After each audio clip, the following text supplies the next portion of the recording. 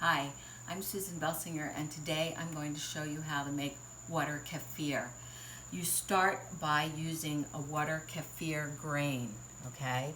So these grains, they're usually totally clear. Some of these are a little bit dark because I used coconut sugar in my last batch, and that's brown.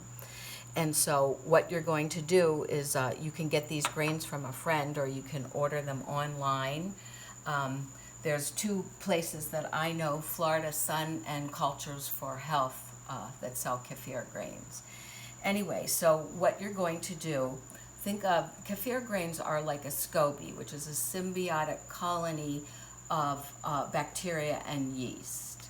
And so what this does is it takes bacteria and yeast together, and you give them sugar water or fruit juice, and they eat this up, and the byproduct is carbon dioxide, alcohol, acetic acid, or lactic acid.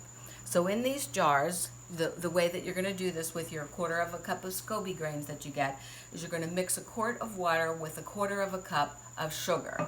And you can use an organic sugar, or you can use a coconut sugar. You could use honey or maple syrup as your sweeteners.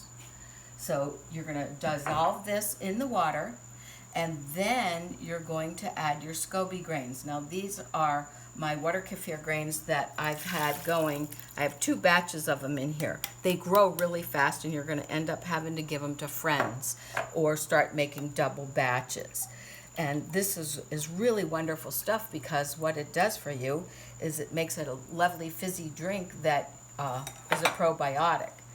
And then I save this and add more water and feed that to plants. Plants go yahoo.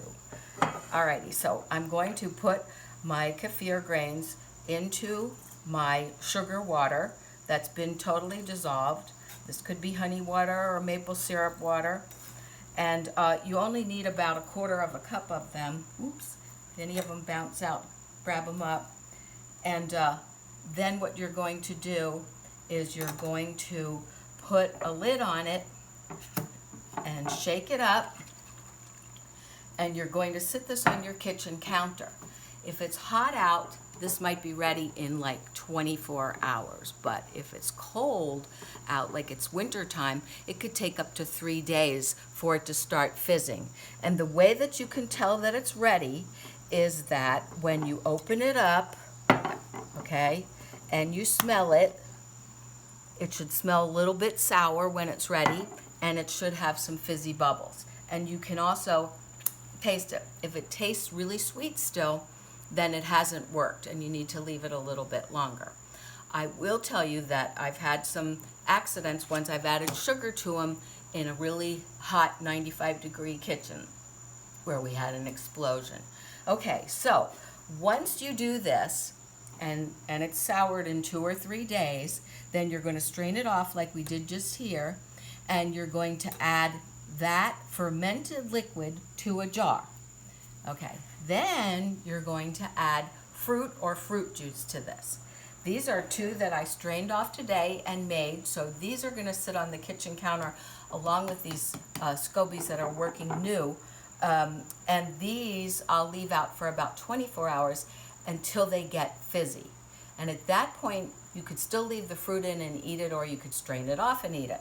So this one is raspberries, and you use about 1/4 cup to 1/2 cup of fruit or fruit juice.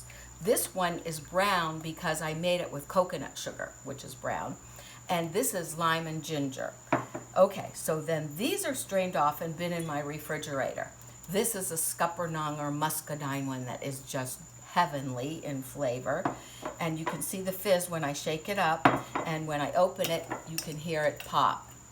And then this is a cherry one that I just used cherry juice in, organic cherry juice, and then I pack them in small bottles to go, all right? And I save the bottles that I have so I don't have to use any other thing like plastic. And then this one, you can see, is super fizzy. Look at that. And when I open it, you have to be careful sometimes because they might just fizz out. And this one is so fizzy because I made it with coconut water. And coconut water, it fermented in less than 24 hours. It just went crazy at the beginning. And to this I've added pineapple, which is a nice combination. All right, so what I want you to do is to get your kefir grains, and then you heard that one pop, and make some of these wonderful fruit juices that are full of probiotics. Here's to your health.